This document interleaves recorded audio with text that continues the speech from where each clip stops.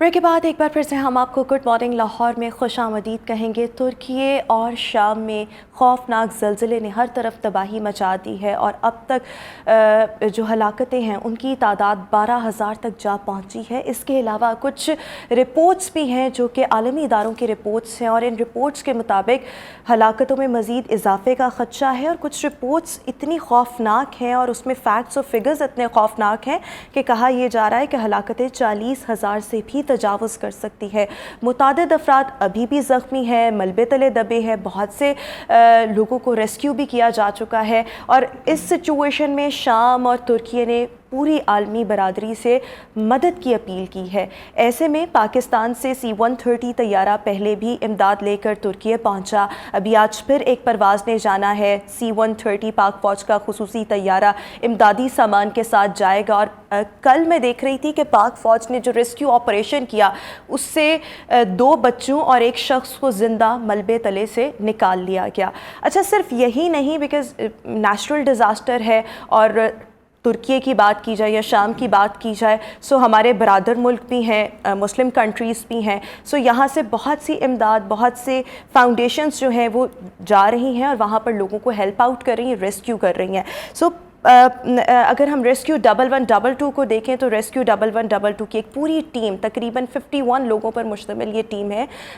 जिसकी जो सरबराही है वो DG rescue doctor Rizwan Naseer साहब ख़ुद कर रहे हैं। और PIA की खुसूसी परवाज़ इन लोगों को लेकर अलॉन्ग विद द इमदादी सामान तुर्की पहुँच चुकी है। सो इसी पर अभी हम गुफ्तगू करेंगे, कितना इमदादी सामान है, कितने लोगों की ये टीम है और इस सबसे बढ़कर टारगेट्स और प्रायोरिटी किस तरह से सेट की गई है। तर्जुमान रेस्क्यू 1122 पंजाब फारूक अहमद साहब इस वक्त हमें शो में ज्वाइन कर रहे हैं। Thank you so much Farooq साहब। बहुत अच्छा इकदाम जो रेस्क्यू 1122 पंजाब की जानिब से लिया गया है। अभी इनिशियली जो आपके टीम मेंबर्स हैं, मेरी इंफॉर्मेशन के मुताबिक वो 51 है। इसकी तस्दीक कर दीजिएगा। सरबराही डॉक्टर रिजवान नसीर साहब खुद कर रहे हैं। कितना इमदादी सामान लेकर ये लोग तुर्की पहुँचे हैं? Thank you very much. पहले एक बात को समझना बड़ा ज़रूरी है कि Pakistan urban search and rescue team जो है ये यूनाइटेड नेशन इंसराग से सर्टिफाइड है। तो ये वो टीम है जो इंटरनेशनल स्टैंडर्ड के ऊपर UN OSHA जो एक इंसराग सिस्टम है हमारा, उसके तहत ये सर्टिफाइड है। और ये Pakistan rescue team urban search and rescue international response का हिस्सा है। तो ये वो टीम है जो आलमी सतह के ऊपर इसकी तरबियत है, आलमी सतह के ऊपर इसकी सर्टिफिकेशन है। और जितने भी स्मार्ट टूल्स और search and rescue equipments tool हैं, ऐसे जब डिजास्टर होते हैं तो ये इंटरनेशनल रिस्पांस का एक तरीकेकार है कि जब आप किसी दूसरे मुल्क में रिस्पांस करते हैं तो आप अपने गैजेट्स, अपने टूल्स, अपनी टीम के तमाम इक्विपमेंट अपने साथ लेके चलते हैं। और मैं आपको ये बात बताऊं कि अब जब हमारी टीम 7 फरवरी को यहाँ से उसने फ्लाई किया था अर्ली मॉर्निंग, उसमें कोई रेस्ट नहीं किया टीम ने। और जो डेड बॉडीज हैं उनसे हटके पाकिस्तान रेस्क्यू टीम 3 जिंदा लोगों को, आप अंदाजा करें कि 48 घंटे के बाद पाकिस्तान रेस्क्यू टीम की ट्रेवलिंग है वहां पे पहुंची है, तो 3 जिंदा लोगों को पाकिस्तान रेस्क्यू टीम, जिसकी क़यादत commander rescue team doctor Rizwan Naseer कर रहे हैं, अब तक हम निकाल चुके हैं। वहां का जो सिचुएशन है वो बड़ी सीवियर है, वेदर कंडीशन बड़ी टफ है। और इन सारी चैलेंजेस के बावजूद पाकिस्तान रेस्क्यू टीम का जो मोराल है वो बहुत हाई है। थोड़ी देर पहले मेरा उनसे रब्ता हुआ था, वहां से जो पिक्चर्स आ रही हैं फ्रीजिंग कंडीशन है, टेम्परेचर ऑलमोस्ट 0 के ऊपर है, लेकिन लोगों के जो जज्बे हैं, जो कमिटमेंट है वो बड़ी हाई है। और इस बात की मोटिवेशन बहुत ज्यादा है कि हमने अपने जो मुसलमान भाई हैं, जो तुर्क भाई हैं और कतई नजर रंगो नस्ल वहां पे जितने लोग इस डिजास्टर का शिकार हुए हैं, पाकिस्तान रेस्क्यू टीम ने जो इंटरनेशनल लेवल पे जो ट्रेनिंग हासिल की थी वो इसीलिए की थी कि चाहे अगर अपने मुल्क में कोई ऐसा डिजास्टर आता है या किसी दूसरे मुल्क में आता है तो ये तरबियत, ये प्रोफेशनलिज्म और ये इंटरनेशनल जो प्रैक्टिसेस हैं ये हम अपने लोगों को, ह्यूमैनिटी को, इंसानियत की खिदमत के लिए काम करेंगे। अच्छा फारूक साहब, एक और चीज़ मैं आपसे यहाँ पर ये जानना चाह रही हूँ कि इस वक्त जो रेस्क्यू 1122 के अहलकार हैं वो तुर्की में किस एरिया में मौजूद हैं या इस वक्त किस शहर में मौजूद हैं, और जो रिपोर्ट्स आप तक आई सबसे ज़्यादा तबाही कहाँ पर हुई है, और ये जो 51 لوگ وہاں پر گئے ہیں، یہ تمام ایک ہی جگہ پر کام کر رہے ہیں یا ٹیم وہاں پر جا کے لوگ سکیٹرڈ ہو گئے ہیں مختلف جگہوں پر جہاں زیادہ ضرورت ہے، سو وہاں پر گروپس کی شکل میں کام کر رہے ہیں؟ دیکھیں، پہلے تو اس بات کو بہت اچھی طرح سمجھ لیں کہ جس علاقے میں ڈیزاسٹر آتا ہے تو وہاں کی کمیونیکیشن، وہاں کا انفراسٹرکچر اور وہاں کی جو فلو آف انفارمیشن ہے وہ بہت سلو ہوتا ہے. سلو ہو جاتی ہے. ہماری ایگزیکٹلی. ٹیم جو 51 لوگوں کے اوپر مشتمل ہے، اس میں مختلف اسکواڈ ہے، ریسکیو کے اسکواڈ ہے، میڈیکل کے ہیں، سرچ کے ہیں، کوآرڈینیشن کے ہیں، اور اس ٹیم کو ڈیوائڈ کیا گیا ہے مختلف سیکٹر کے اندر، اور یہ ٹیم مختلف سیکٹر میں مختلف ایریاز میں کام کر رہی ہے. اور اس وقت جو پاکستان ریسکیو ٹیم ہے یہ آدیمان ایک علاقہ ہے، وہاں کا جو مین علاقہ ہے جہاں پہ سب سے زیادہ تباہی ہوئی ہے، جو 10 صوبے ہیں ان میں سے ایک زیادہ افیکٹ ہوا ہے، تو زیادہ جو ٹیمیں ہیں جو زیادہ باہر سے امداد گئی ہے وہ انہی جگہ پہ گئی ہے جہاں پہ بلڈنگ کلیپس زیادہ ہے. اور دوسری بات یہ بات سمجھے کہ یہ جو انٹرنیشنل رسپانس کی ٹیمیں ہیں ان کی جو بیسک رسپانسبلٹی ہے یہ زندہ لوگوں کو باہر نکالنا ہے. جیسے میں آپ کو کل بتاؤں کہ کل ایک شخص تھے، ان کا نام نجیب تھا، اور نجیب کو 48 گھنٹے کے بعد Pakistan urban search and rescue team نے وہاں سے زندہ ریسکیو کیا. اور رات لیٹ نائٹ تک جو میرے پاس خبریں آ رہی تھی، نور فاطمہ جو ان کی مسز تھی، ان کی عمر تقریباً 30 ایئرز ہے، ان کی ایک لیگ جو تھی وہ ابھی تک پھنسی ہوئی تھی مڈ نائٹ تک. تو ریسکیو ٹیم کا یہ سیکٹر جو اس ایریا میں کام کر رہا تھا، ان کی بھرپور کوشش تھی کہ ہم اس فیمیل کو زندہ ریسکیو کر سکیں. ہمارے پاس وہاں سے انفارمیشن اس طرح سے نہیں آ رہی، لیکن یہ میں آپ کو بات بتاؤں کہ یہ جو ٹیم ہے یہ مختلف سیکٹر میں ان جگہوں پہ کام کر رہی ہے جہاں پہ زندگی کی امید ہے. مطلب ڈیبریز کو اٹھانا، وہاں سے ڈیڈ باڈیز کو نکالنا، یہ لاسٹ پرائیورٹی ہے. تو انٹرنیشنل جو رسپانس کی جتنی پروفیشنل ٹیمیں ہیں یہ اپنے اسمارٹ ٹول کے ساتھ، K9 کے ساتھ، سرچ ٹیم کے ساتھ لگا کے ان زندہ انسانوں کو نکال رہے ہیں.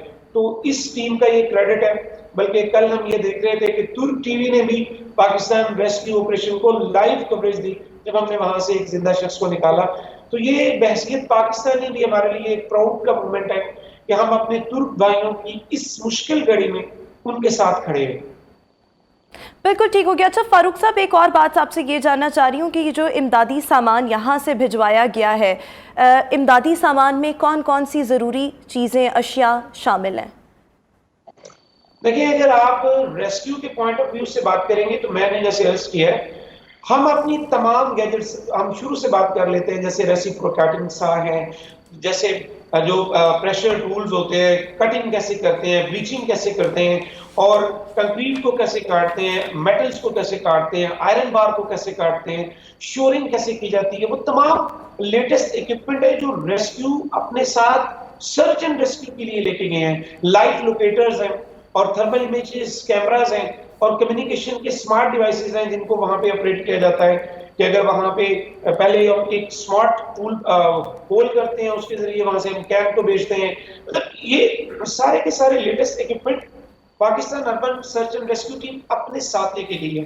جہاں تک دوسری بات ہے، جو ان لوگوں کے لیے لائفلی ہوڈز ہیں، یعنی کہ کمبل ہیں، دوسری چیزیں، وہ ساری کی ساری چیزیں گورنمنٹ آف پاکستان کا ایک علیحدہ مشن ہے جو ان کو لے کے گئے ہیں. لیکن جہاں تک سرچ اینڈ ریسکیو کی بات ہے، وہ سارے کے سارے بیسک ٹولز، ایون یہ جو ٹیم گئی ہے ان کی جو ڈائٹ اور ان کی جو سٹنگ چیزیں ہیں، یعنی ہم نے یہاں سے پورا مکمل پیکیج گورنمنٹ آف پاکستان نے ریسکیو 1122 کی صورت میں وہاں پہ بھیجا ہے. ان کے کھانے پینے کی چیزیں، ان کی رہنے کی چیزیں، انہوں نے جہاں جانا ہے، جہاں بیٹھنا ہے، جہاں اٹھنا ہے، ایک ایک چیز میں یہ سیلف سفیشینٹ ہے تاکہ اس ڈیزاسٹر کے ایریے میں جا کے ہماری ٹیم ان کے اوپر بوجھ نہ بنے.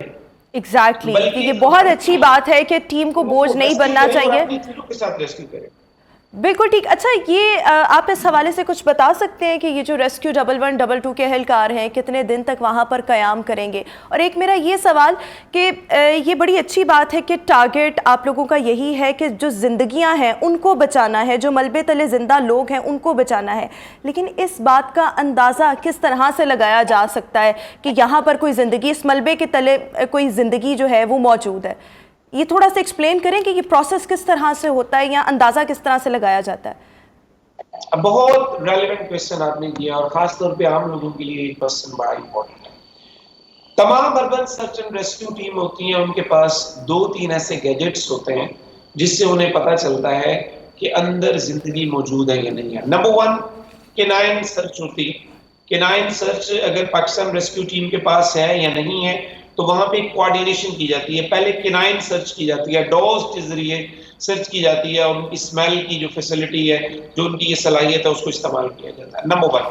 نمبر 2 لائف لوکیٹرز ہوتے ہیں. الحمدللہ پاکستان ریسکیو ٹیم کے پاس وہ لائف لوکیٹر موجود ہے جو ڈیبریز کے نیچے سے یہ جان سکتے ہیں کہ اس ڈیبریز کے نیچے کوئی زندہ انسان موجود ہے.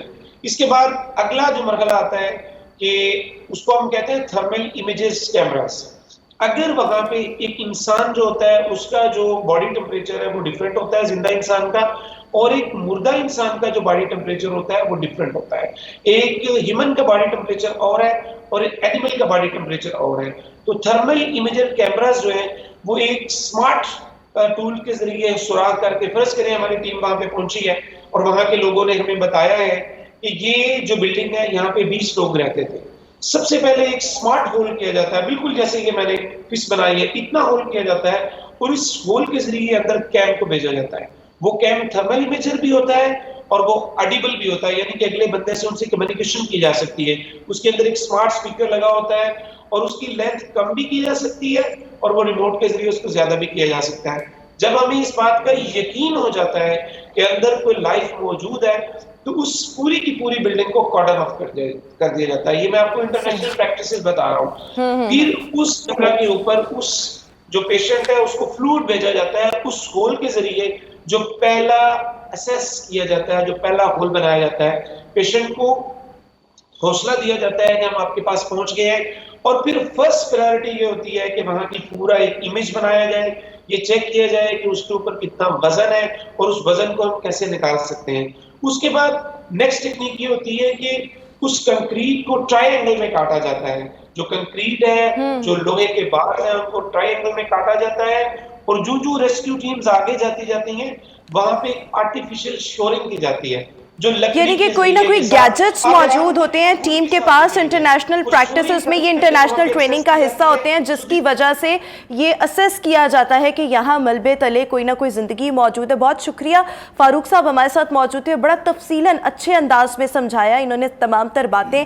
بٹ ہمارے لیے تو آبویسلی ایک بڑا پراؤڈ مومنٹ ہے کہ پاکستان کی جانب سے امداد بھی پہنچائی جا رہی ہے اور ترک بہن بھائیوں کا ساتھ بھی دیا جا رہا ہے مشکل کی اس گھڑی میں. لیکن ہم یہ بھی ساتھ ساتھ دعا کرتے ہیں کہ اللہ تعالیٰ زیادہ سے زیادہ زندگیاں جو ہے ان کو بچانے میں سب لوگوں کی, وہاں پر جتنی بھی ٹیمز ہیں ان سب کی مدد کرے, اور نقصان جو ہے اسپیشلی جو جانی نقصان ہے وہ کم سے کم ہو. ابھی ہم شو میں ایک بریک شامل کریں گے, بریک کے بعد واپس آئیں گے.